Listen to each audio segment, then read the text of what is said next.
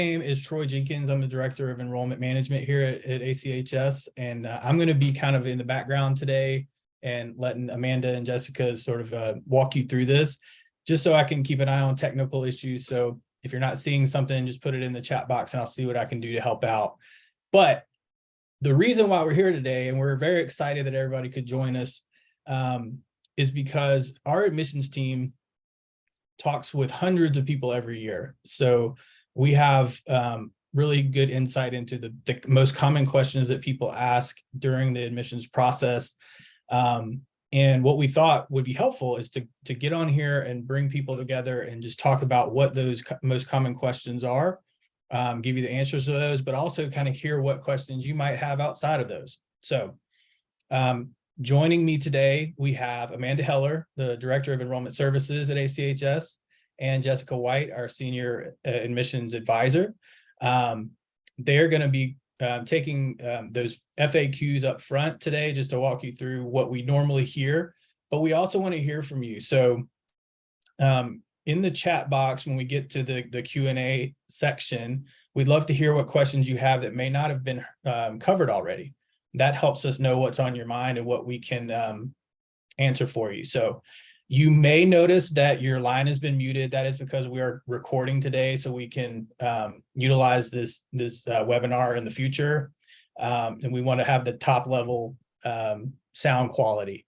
But if you use that chat function, it also helps us know if we're not able to get to your question today, that we will be sure to get back with you and answer it personally. So a little bit of a housekeeping item on that. The chat box, if everybody is familiar with Zoom or not, you have the ability to select who your chats go to. There's a little drop down, a little blue thing next to it where it says to. You want to set that to everyone rather than just host and panelists. That'll let everybody see what question you ask rather than just us. And it'll capture it on our notes section for follow-up too. So looking forward to seeing what everybody's questions are. So without any further ado, I am going to be quiet and turn it over to the experts, Amanda and Jessica. Hello, everyone. Again, thank you so much for taking time out of your day to join us.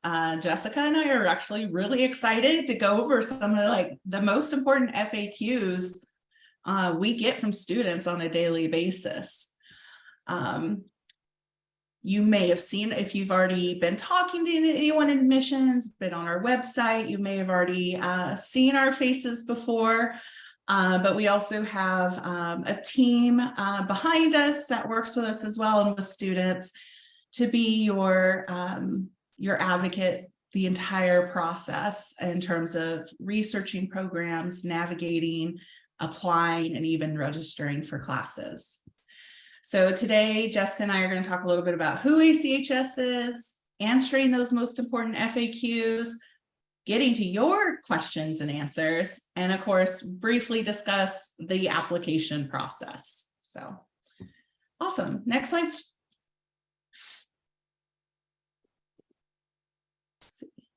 So a lot of people are surprised to hear ACHS has actually been around for over 40 years. Our mission is to lead the advancement of evidence-based integrative health and wellness education through experimental online learning and sustainable practices. It is so important to us that we incorporate our mission into everything we do, including our curriculum and how we serve the students we work with. Our vision is to continue making our integrative health and wellness education accessible to all global communities and promoting sustainable and healthy futures for everybody. Next slide, Troy. So as I mentioned, we've been around over 40 years. Doreen, our founding president, actually started our college back in New Zealand. And Doreen is actually still active within the community, within the college. And she literally started by wanting to help people have access to education in the integrative health field when it was not accessible. And so that way, more and more people can continue to share it with others and help others and make those life changes. It's been really inspiring to see how the college has grown and how we now offer 100% online flexible programs that are very specific in the different holistic modalities, such as herbal medicine, aromatherapy, holistic nutrition, and wellness. And I also want to emphasize ACHS is completely accredited by the DEAC, which is also recognized by the US Department of Education, and we're authorized and recognized by all 50 states here in the US. Next slide.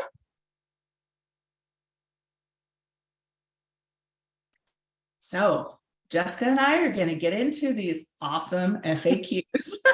So please, just want to throw out there, even though we have a question and answer slides part of the session, please do not be shy.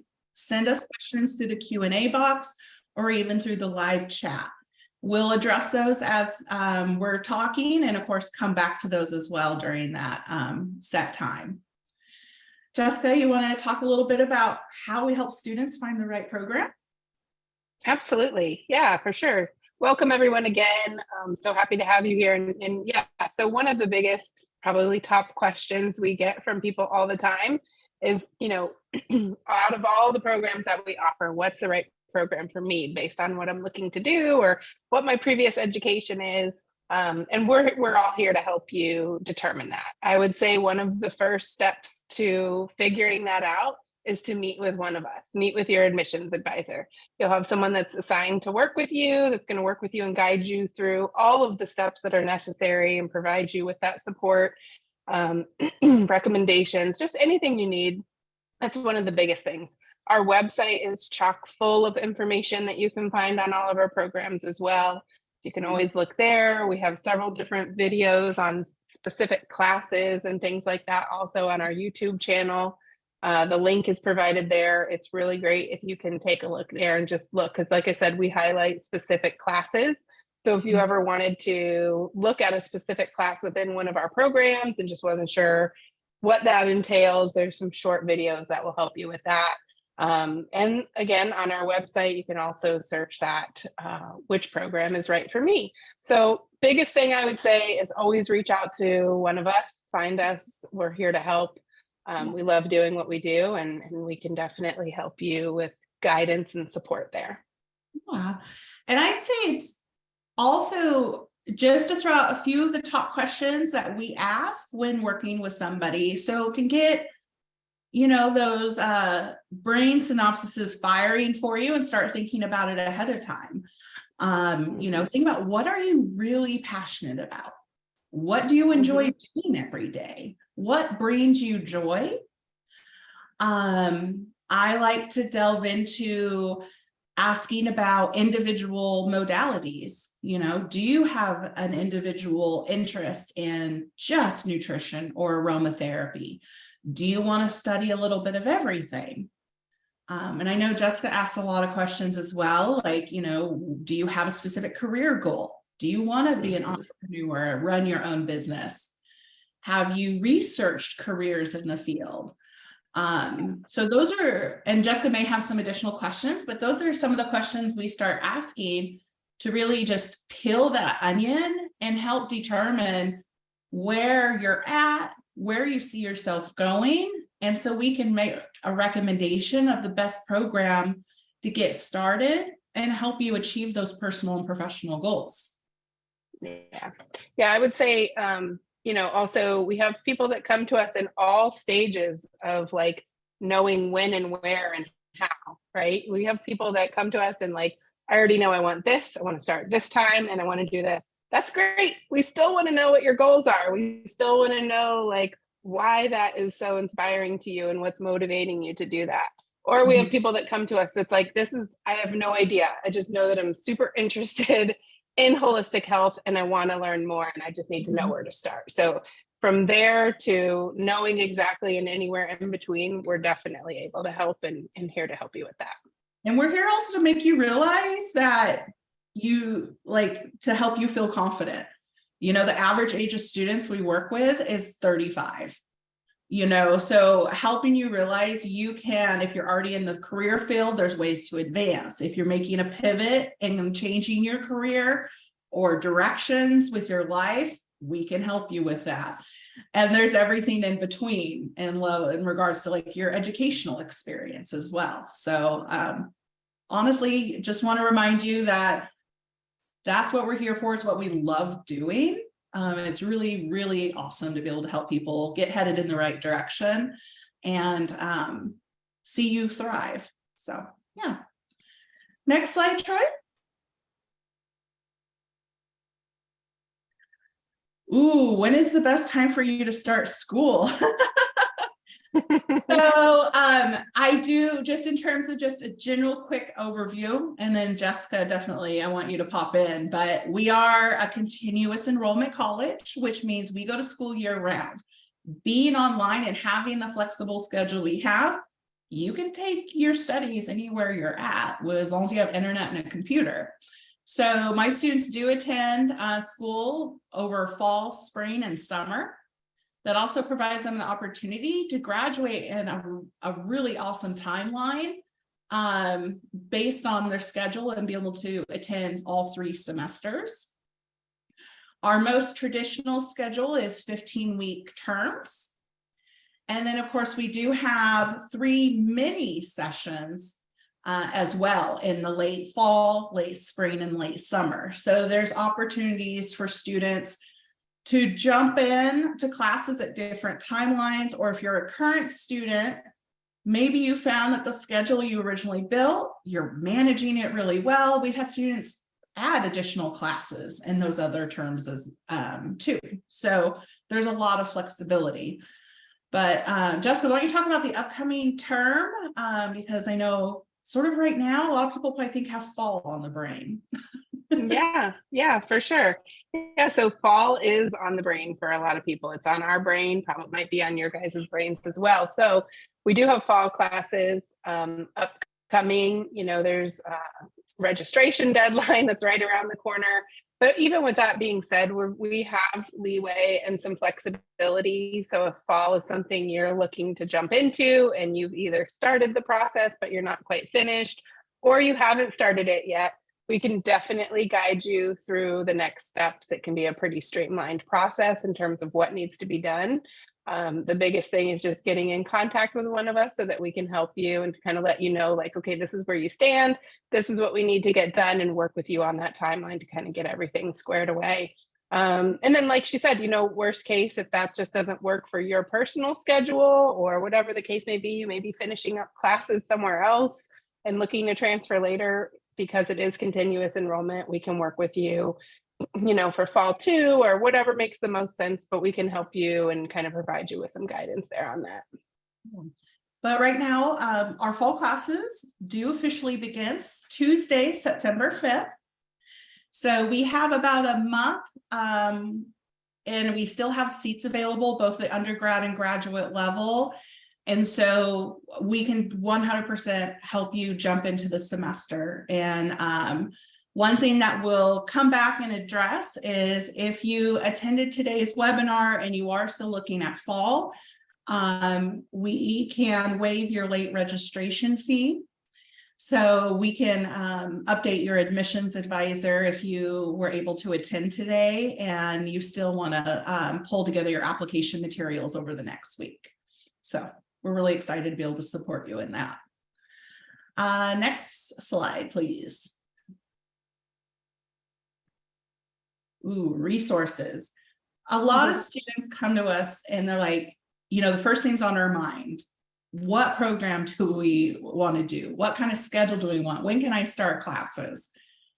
But I always want to come back and center the conversation on you are so important to us. You are not a number. You are a human, a person with very specific career and personal goals that we want to see succeed. So we wanted to make sure we get a chance to talk about these resources we have available that are here to support you and set you up for success. just to pick out a couple of my favorite one is the Facebook coaching group. As soon as someone has been formally enrolled and attended our new student orientation, they get an invite to our Facebook coaching group. And this is only for current students and graduates, alumni, but it is an incredibly positive, supportive environment that our college staff is also involved in interacting in, where students talk about their businesses, jobs they're applying for, study tips with each other. They talk about their favorite classes. They ask questions.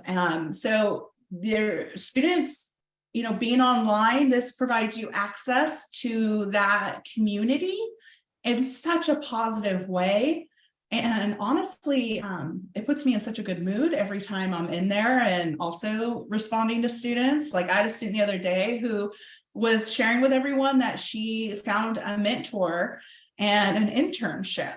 And we were just like so thrilled and celebrating with her. So that's one of the things I want to point out is even though we're online, there's available, opportunity for community outside the classrooms themselves, outside the student center in that Facebook coaching group. And then we also have a career services department. So Felicia runs our career services. And a lot of people hate career services. I need to talk with them in my last term of school, but Felicia is so much more than that.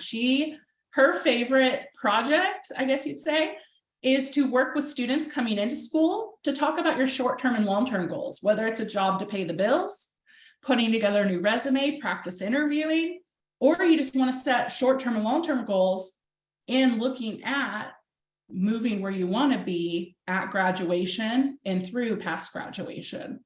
And she does a lot of really cool webinars and that are live and will schedule individual appointments with students as well. Jessica, you want to talk about any of the others that are your favorite? Yeah, for sure. There's several, I think, that are, all of them that are listed here are great.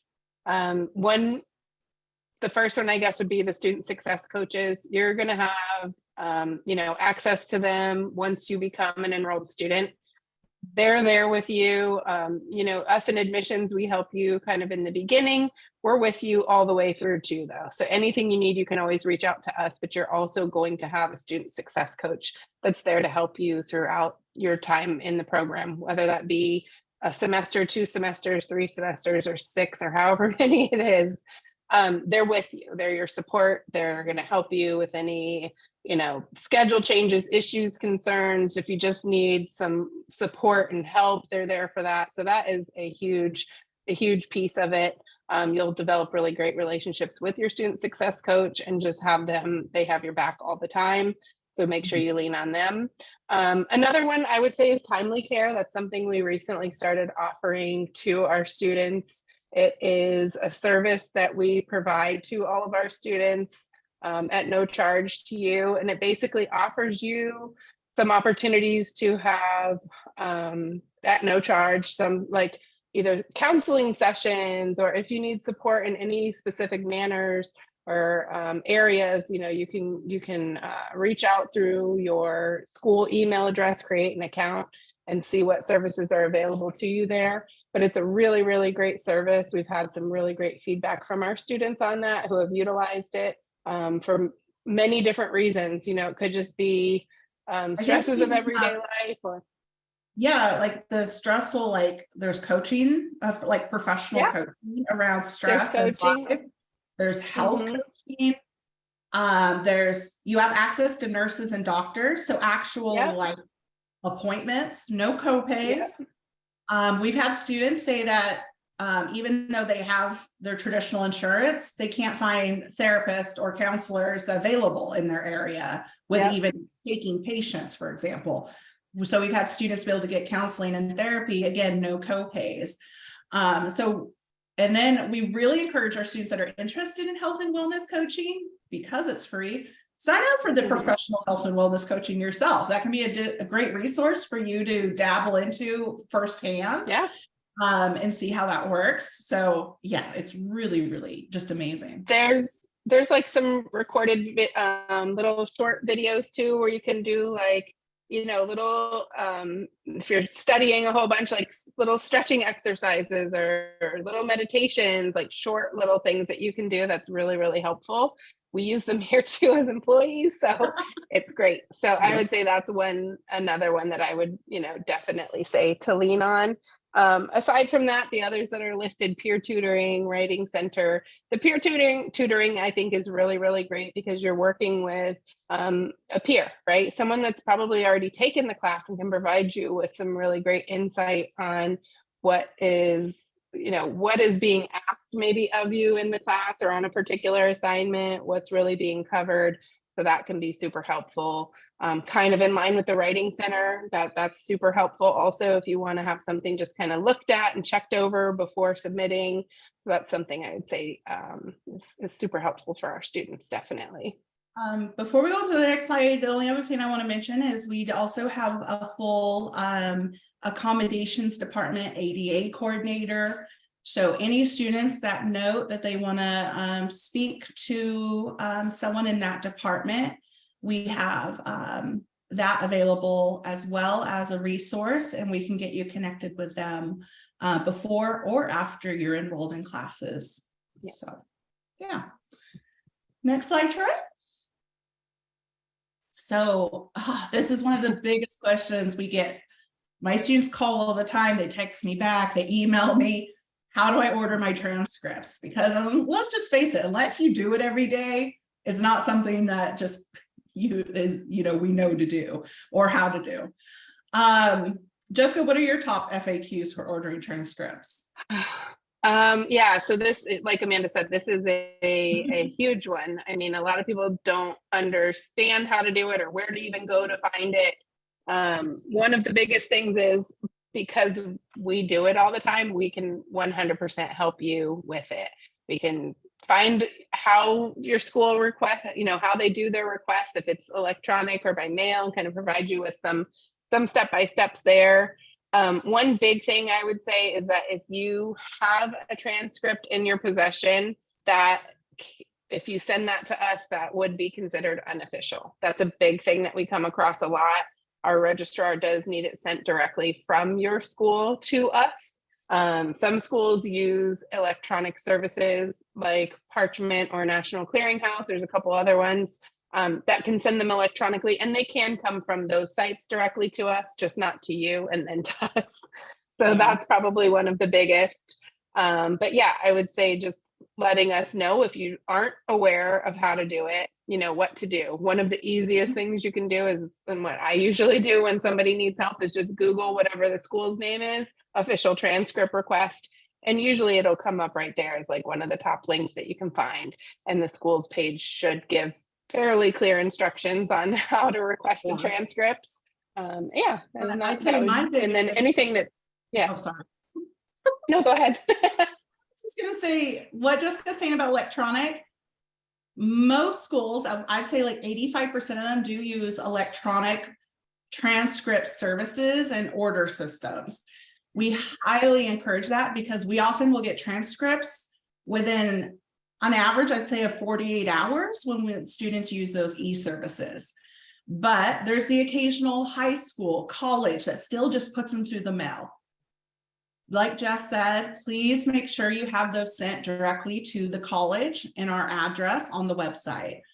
Because I have had students that do keep their own files because they're extremely organized students. And so they're like, oh, I'll just pop those in the mail to us. We are held to very strict policy and compliance by the Department of Ed. So we cannot accept those as official. We're promised we're not trying to make your life difficult. So just always come back to us if you're uncertain, because we'll 1000% help you so you can make that process as smooth as possible. And Jessica, what should the student do if for some reason a transcript is not available or there's a hold on the record? Yeah. So that's something that definitely we come across from time to time. And it's kind of like it depends. The answer is kind of it depends, right? So it depends on what's on that transcript. It may also depend on what program you're applying into. You know, if you're applying into like an undergraduate associate's or bachelor's program and you completed a decent number of credits at the school where there may be a hold, you know, there's a good chance we're going to tell you it's probably in your best interest to look into, you know, why you have that hold and how you can go about removing the hold. You know, if it requires setting up a payment plan with them to pay off maybe a balance or something like that, because it's going to save you money in the long run by not having to potentially repeat classes and things like that that you've already done. If you were going into a program where maybe there wouldn't be a significant amount of transfer credit, like, you know, a certificate or something like that, then we may say, okay, not a problem. You might not have to worry about that one. We would look at maybe a high school transcript, or if you have other college transcripts. For the most part, we would really, really prefer to get all college transcripts from students because we do really, really want to maximize all your transfer credit. But that's a perfect world, right? And know that that doesn't always exist. And if it doesn't, you know, it's a one-off situation and we can kind of guide you through, you know, what we can do as a workaround, or we may say like, yeah, you should really work on paying off that balance because it's going to help you in the long run. But I once had a student, they just had been out of school for a long time. They owed like $30 and they didn't know until they called, but it was so crazy that it was this random charge from when they graduated like 10 years ago and they were holding her transcripts. So again, we're here to help you through that process, and you're never alone, and just always reach out so we can support you in that way. Next slide. Oh, this leads right into what Jessica's saying. We want to help you maximize transfer credit. Again, we care about everyone's goals, the time you're in school. I mean, honestly, part of our mission is sustainability, which means we care about your financial wellness. If we can save you time and money, we want to do that. So first, we always have our registrar review transcripts for transfer of credit once you've been formally accepted. That is just part of the process. That way we can communicate with you about what potentially rolled forward from your previous studies. So we review all undergraduate work for undergraduate students. If you're a graduate student in a master's program, or even our doctorate program, we will review your prior master's degrees and other professional studies as well. So that is just part of our process, and we care a lot about that.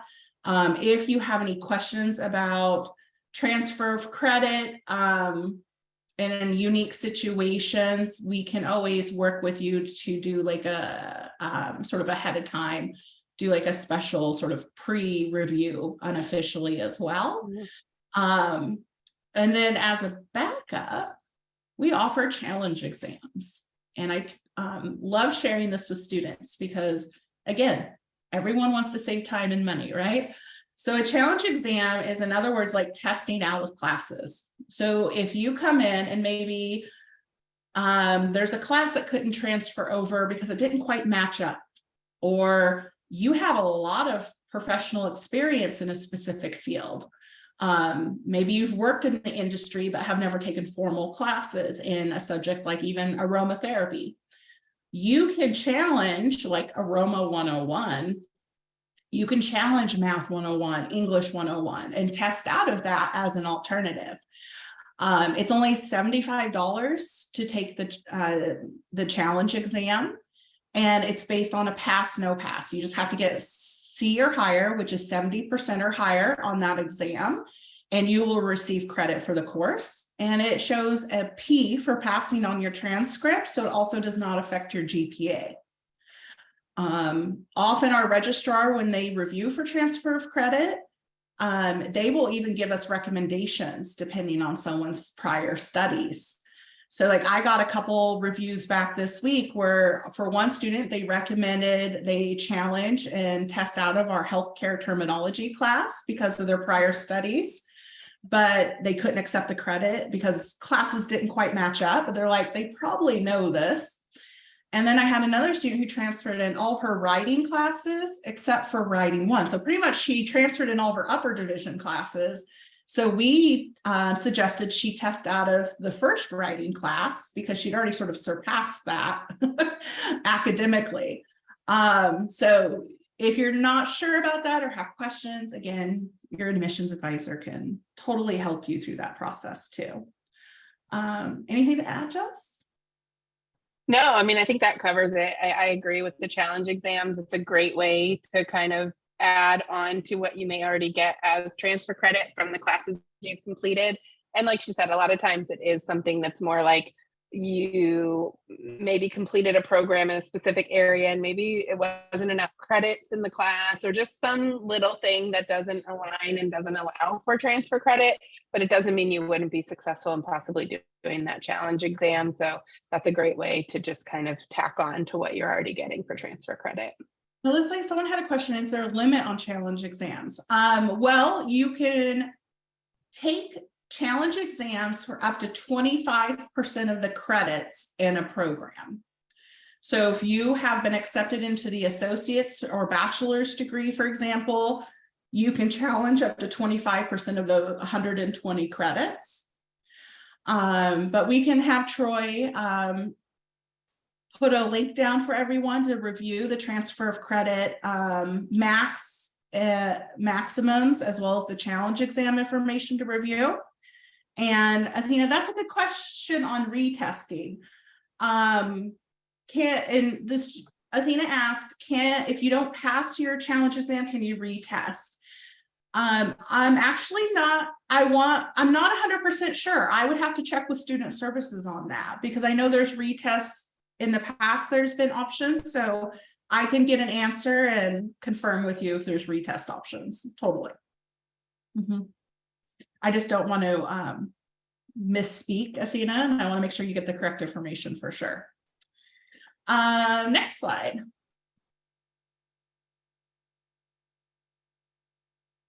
Ooh, what will my schedule be? And we just had someone ask about graduate schedules. Yeah. Perfect timing.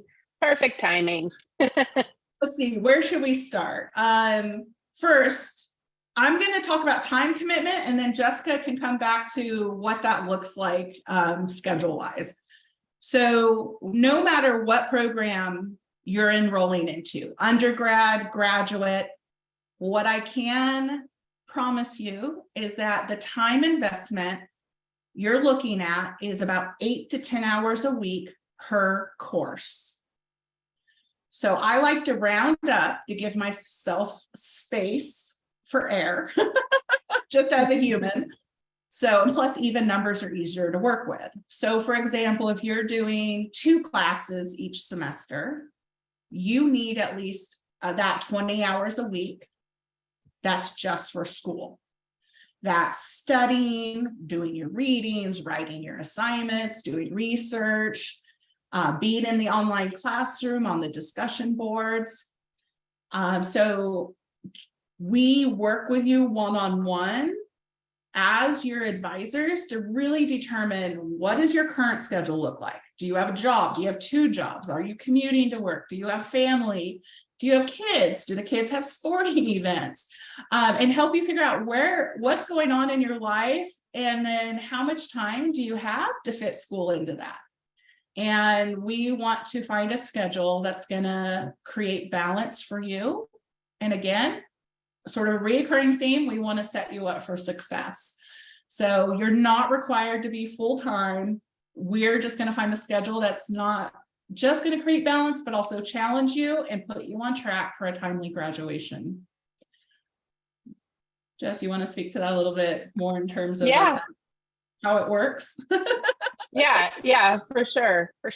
So undergrad versus grad, there are, there's a little difference there. So graduate programs, full-time for a graduate level program is considered 3 classes, 9 credits. That would be full-time. like Amanda was saying, you're looking at probably like 30 hours a week time commitment, everything included with your, researching, reading, studying, putting together papers or whatever you may be doing. And that can be dropped down anywhere from 2 to even 1 class each semester. It really depends on what works for you. And one thing I always like to let my students know is that even if you have maybe your first semester where you feel like I just want to start with 2 just to make sure that I have my bearings, maybe it's been a while since I've been in school, you can definitely do that and then reevaluate. Next semester rolls around, you may be like, that was perfect. I'm going to stick with that because it fit right into my schedule. Or you may say, I have more time. I can actually add another class. So we're flexible there. You can, adjust as you see fit just to make sure that it's going to work with you. It's not like if you tell us like, okay, I'm going to take 2 classes, like you're stuck and you can never change it. It can be flexible there. Obviously that plays with your timeline of, finishing the program and things like that, just depending on how many classes you're taking each semester. So the more you take, obviously the quicker you're going to get done. And if you scale back, it's going to drop that down a little bit. But it is flexible and we can help you out with that. Undergrad, you're looking at full-time 4 classes each semester.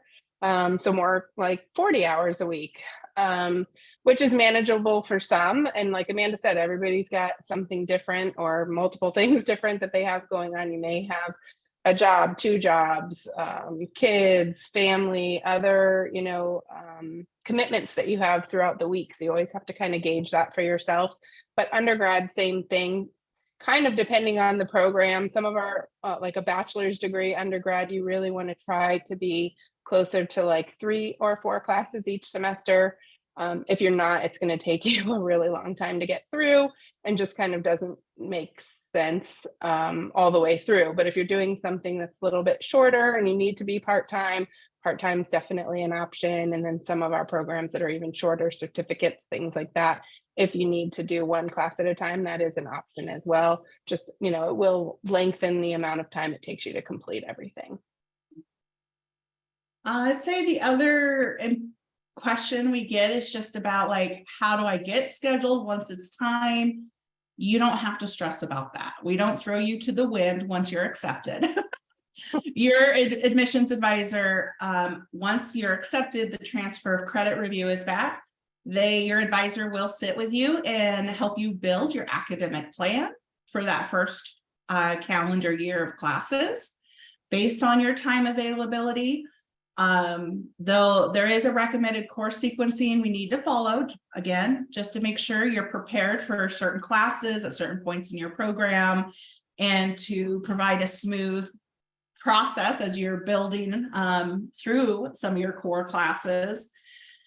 And then once you get through the first year, your student success advisor will be helping you continue building your schedule for those following terms.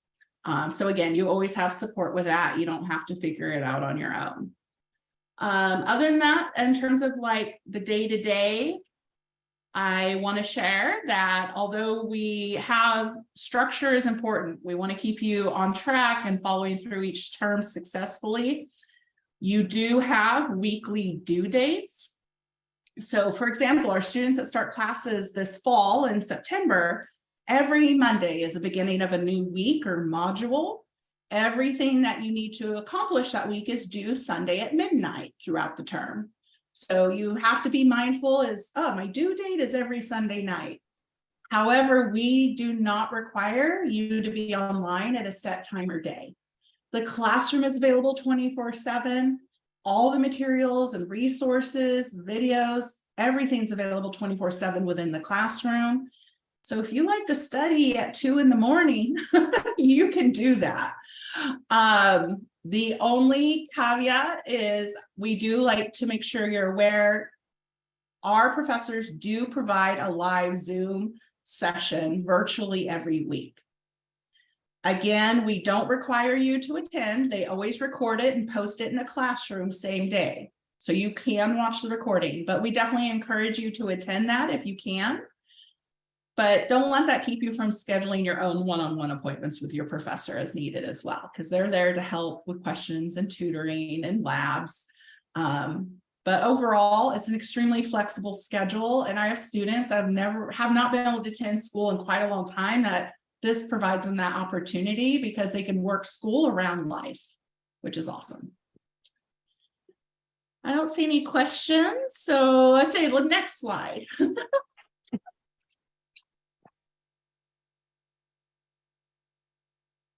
Ooh, what technology do we need, Jessica? Yeah, so this is a big one. The top one there seems pretty straightforward, laptop or desktop computer. But there are, I mean, sometimes people think, well, I'll just do everything on my phone or whatever the case may be, or a tablet or something like that, iPad. You will be able to do some that way, but it's not sustainable. It's not gonna, you won't be super successful doing it that way. You have to think about like writing papers and things like that. You're not going to be able to do that very well unless you do have a laptop or desktop computer. So that's a really, really big one. Just make sure that you have that. You do want to have speakers and a webcam. Most computers have those kind of already built into them now, but if you don't, you can buy them separate, and get those because you'll need them either for those virtual sessions that are held once a week, or any other thing that occurs during the class that you may need it. If there's any proctored exams or anything like that, it would be necessary there. So you want to make sure you have those. Internet connection, obviously you'll need that. You don't need to go out and purchase your own Word, Excel, stuff like that. You'll have access to programs like that through your Google Suite. Your school email address is through a Gmail account, so you'll have that Google Suite available to you. Grammarly access, that just helps you kind of make sure everything that you're typing out is written correctly, no spelling errors and things like that. You'll have access to that through us. And then a big one at the bottom right there, which people don't always think about, but it's a good idea to have, is just a backup technology plan. You may have your one laptop or desktop that you use and something might happen to it. And if you no longer have that and you have an assignment due the next day or that day, what is your backup plan? Is there a library close to you? Do you have a roommate or a friend or a neighbor or family member that you can either go to their house or they can help you and let you borrow a computer? You just always want to make sure you're connected in that way, because sometimes things do happen that you're not expecting. So having that backup plan, I would say, is definitely highly important there, just for your success and making sure you can get through everything. And we know life happens, and that's why we mention it. I'm sure people have seen in the news today, there is a really horrific fire disaster happening in Hawaii, and hundreds of people have lost their homes. Obviously, those extreme situations, you might not be able to go to your neighbor's house, but there's everything from those crazy weather things that happen, fires, tornadoes. We're going to support you through those.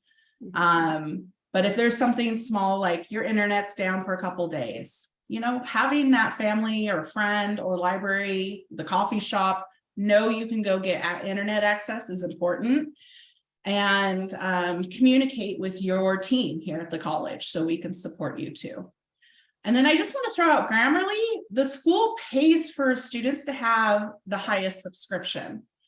It is amazing. So not only can you set it up on your computer to actively be like checking your grammar and spelling as you do anything and everything, you can log in and like upload your papers you're writing. It'll review your full papers as well. Like really cool technology. But honestly, I wish I had when I was in college. So next slide. Q&A. I know we had some questions along the way, but I want to make sure we took that space. If anyone has questions. I've been doing my best to sort of answer questions along the way as they popped up, but we do want to encourage everyone, if you have anything on your mind, to go ahead and throw it in the chat. And if not, then we have some other things that we can cover, but we'll take a minute just to see what's on your mind. Totally. And just to quickly address, someone mentioned her school had shut down in regards to transcripts. It happens. And again, we're usually, because we do it every day, we're pretty skilled at navigating that. Because to be honest, even when schools shut down, there's usually sort of a school that takes steps up, to be honest, and they hold the records for that other school, or they go to the state Department of Education. So 9 out of 10 times we can find who holds those transcripts. So you're not losing out on that, the previous schooling that you've already put, again, your time and money and effort into. So we always can assist with that. And then just double checking. So I know we have a few students attending that was previously enrolled at Huntington, University of Health Sciences. Yes, we are 100% here to guide you through any part of the process, whether you're transferring or looking to teach out your program. So we will get you in touch with the right people and support you through that process as well. Any other questions from anyone attending today? We have a question. Nadia, that's a very specific question, but we can register our students from Huntington at any time right now. And we have everyone who's choosing the teach out option working with our campus president, actually one-on-one. So Nadia, we can get you in touch with Miss Abel about get in touch with you today. Ooh, Kashonda asked, what school supplies do we need to buy? Well, I think that's a little bit different depending on how you study, how you work.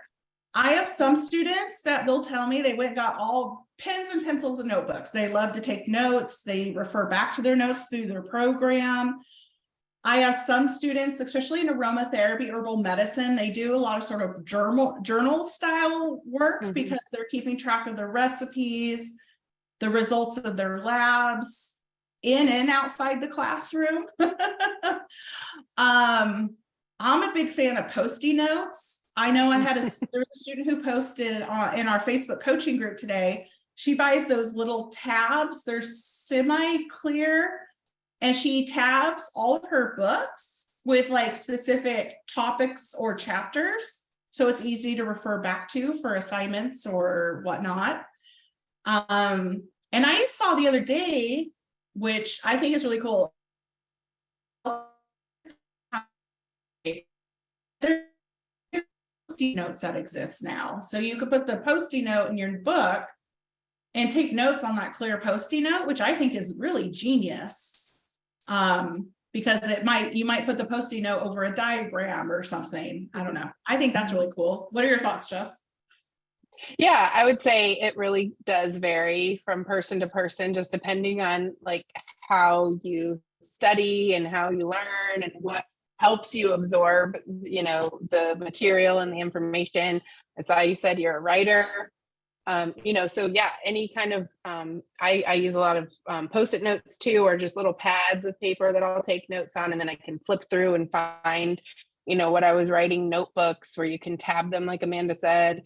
But you don't need any of that right up front to get started. So you could even just get a couple of things that you think you're going to need and then start your classes. And as you progress through your classes, you may put together, you know, formulate more of a plan like, oh, I do want this more journal style thing, or I'm going to stick with the Post-it notes and they're going to be covering my computer. Like, you know, so it really just depends on what's the most important to you and how you're going to learn and absorb that information and material. The biggest thing, like we talked about, is those technology requirements. Make sure you have those to get started, and then the rest can kind of fall into place as you know, progress through the classes.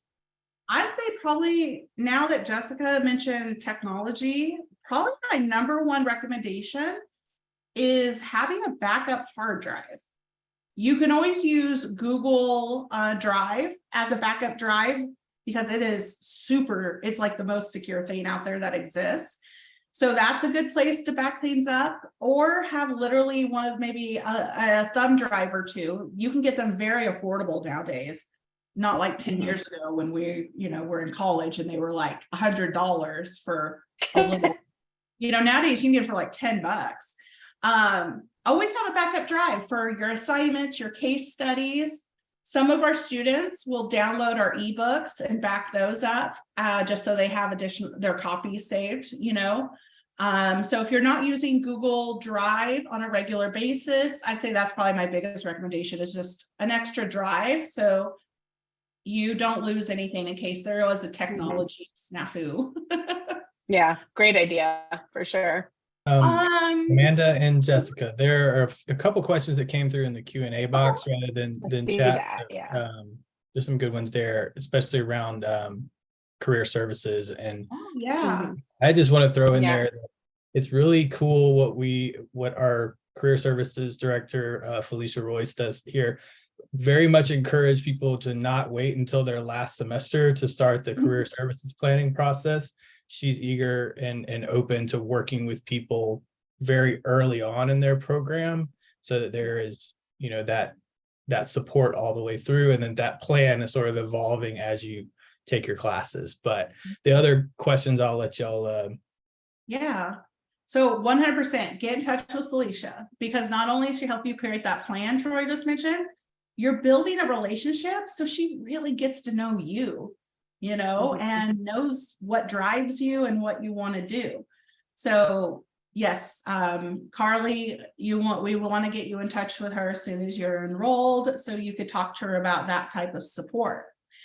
Also, again, the Facebook coaching group, if you can always ask other people how, what connections they may have or suggest or places to look. And then as far as titles, we also got a good question about, once you complete your program, what kind of titles can you use? And I don't want to be vague on purpose, but it depends on what program you complete, first of all. Also, it can depend on what subject or where you're focusing. It may depend on what state you're in. For example, in the field of nutrition, very uniquely, every single state has different laws. So certain states, they may have certain requirements on what language you can or cannot use. The best place to begin that research, though, is when you're looking at a particular program. For example, if you're looking at any of our herbal programs, when you pull that program up on the website, on the left-hand side, there's sort of like right here where I have this blue thing. There is down, it talks about different career pathways and titles. We have collaborated and built those onto the website to help give you an idea of different titles that may be used. You may determine what title you use based on the path you're taking or how you want to market your business as well. For example, one student may call themselves an herbalist. Another student may call themselves a clinical herbalist because they want to work more in a lab environment. So again, I don't mean to be vague. It really varies. And all those things are sort of puzzle pieces or things we take into consideration. But we have a lot of alumni pages. We have a lot of alumni interviews on our blogs as well, where we talk about working in the field and different titles that can be used. So those are great resources. But you also can speak to your individual admissions advisor that based on exactly what you want to do, what titles might be best aligned with that. I hope that helps. Hey, Carly, I think also, once you're in a program, there's some classes that you'll go through that may even kind of speak to that a little bit. And your professors, they're practitioners in the field. They can definitely provide you with some good information and advice there. Either on the admissions front or, once you're in your classes, through the classes or through your professors, through the Facebook coaching group, what are other people doing? What titles are you using? And it is kind of broad, in terms of what it can be. And depending on the field that you plan to go into, that's kind of where, the if this, then that. So there's a lot of different factors that kind of play into it. But we have really great question. that Jess mentioned that to help you, like all our undergrad programs, there's a class called Holistic Health Consulting and Business Skills. That Mhm. entire course is to help you navigate that. Yep. We have a graduate equivalent, Business 522, again, helping you navigate state laws and titles and working in the field. And then just to throw it out there, for my students that are in the nutrition profession, we offer a specific class called Nutrition 312, and it's actually being offered this fall. It is a course specific to career choices in the nutrition field. So students that know their passion's nutrition, that's the direction they're going, but they want to learn more about the different pathways and such specific to that modality. We highly recommend they take that nutrition course. So yeah, we definitely want to help you, figure it out and provide those tools as well, and those opportunities too. Yeah. Awesome. I don't see any more immediate questions. So why don't we real quick talk about the admissions process? And I just want to make sure we're keeping an eye on time, coming a little bit close to time, but we can dabble a little bit in the next step as well. Yeah. Oh, and real quick, as we move over, Lauren, we did get a question. Is there an opportunity to take electives if that program does not note there's elective options? Lauren, unfortunately not, but there are opportunities to sometimes build classes in or take those courses separate from the program, and your admissions advisor can help advise on that as well, based on your goals, the program you're in, and the best course of action. So yes, I guess is the answer, but it depends on the situation, and your advisor will help you figure out the best way to do that. Cool. Real quick, we're just going to take the next couple minutes, briefly talk about admissions and how to apply. First, really, I tell students just take the 20 minutes, go onto our website. On the top right-hand corner, if you can just click apply now.